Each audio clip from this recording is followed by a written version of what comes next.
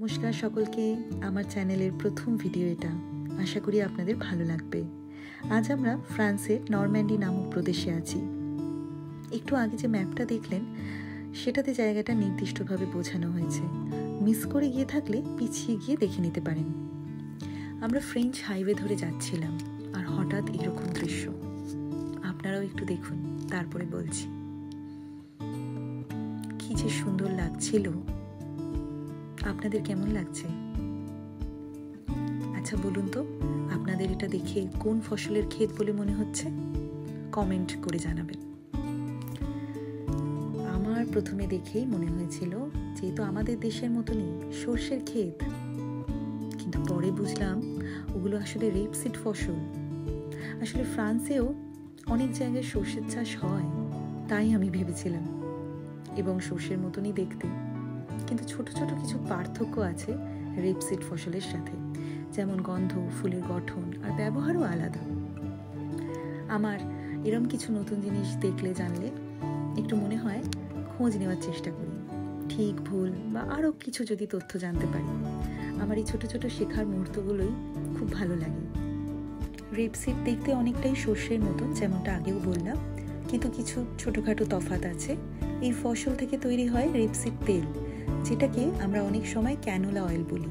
অনেকেই আপনারা জেনে থাকবেন, শুনে থাকবেন বা ইউজও করে থাকবেন।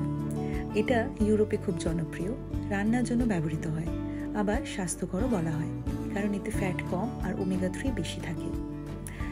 এই ধরনের ছোটোখাটো জিনিস থেকে যদি আরেকটু খুঁটিয়ে দেখার বা জানার চেষ্টা করি আমরা, তাহলে কত কিছুই না জানতে পারি।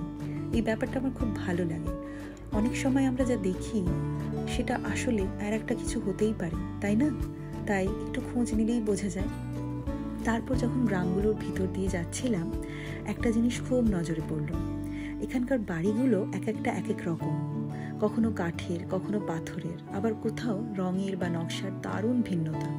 প্রতিটা বাড়ির নিজের একটা আলাদা চেহারা আছে।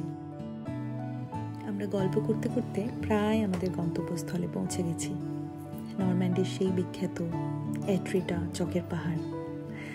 আমরা তখন পার্কিং খুঁজছিলাম, কিন্তু প্রথমে ঠিক খুঁজে পাইনি, পরে আবার ফিরে এসে পার্ক করতে পারলাম।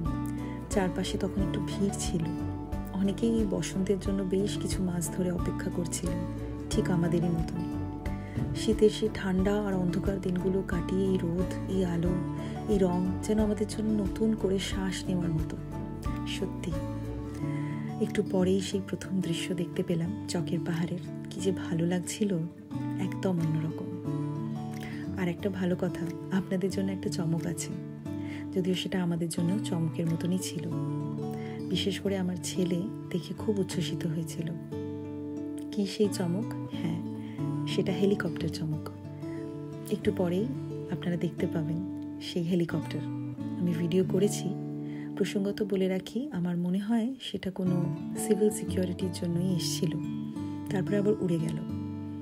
এই যে ম্যাপটা দেখছেন, এখানে আমি ঠিক নির্দিষ্ট করে এত্রিতাদের অবস্থানটা বুঝিয়েছি। এই হেলিকপ্টার, এই যে আপনাদের জন্য ভিডিওটা, আপনারা দেখতে থাকুন। এট্রিটা একেবারে ইংলিশ চ্যানেলের পাশে অবস্থিত। ম্যাপটা একটু পিছিয়ে গিয়ে দেখতে পারলে বুঝতে পারবেন। আপনারা দেখতে থাকুন। আর মোটামুটি এই ছিল আমার নরম্যান্ডি সফরের অভিজ্ঞতার এক খণ্ডচিত্র বলতে পারেন। অনেক কিছু দেখলাম, অনেক কিছু তার মধ্যে শেখার, জানার ছিল, আপনাদের সাথে ভাগ করে নিলাম। আপনারা পাশে থাকবেন, আর ভিডিওটা ভালো লাগলে সাবস্ক্রাইব, লাইক এবং সকলের সাথে শেয়ার করতে ভুলবেন না। আমি সব সময় চেষ্টা করব আপনাদের জন্য খুব ইতিবাচক আর তথ্যবহুল ভিডিও আনতে, সেটা তথ্য ছোটই হোক বা বড়ই হোক, কারণ আমি নিজে বিশ্বাস করি আমাদের মন আর জ্ঞান সব সময় সমৃদ্ধ থাকা উচিত। আর এটা আমার কাছে খুব কাছের একটা বিষয়।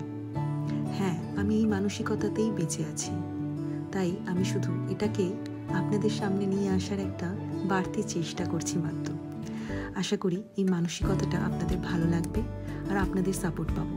আর আমার কাজের জন্য, আমার উপস্থাপনার জন্য আমার চ্যানেলটাকে আরও বেশি সাপোর্ট করবেন, যাতে আমার উৎসাহ বাড়ে এই ধরনের ভিডিও বানানোর জন্য। ধন্যবাদ, দেখতে থাকুন।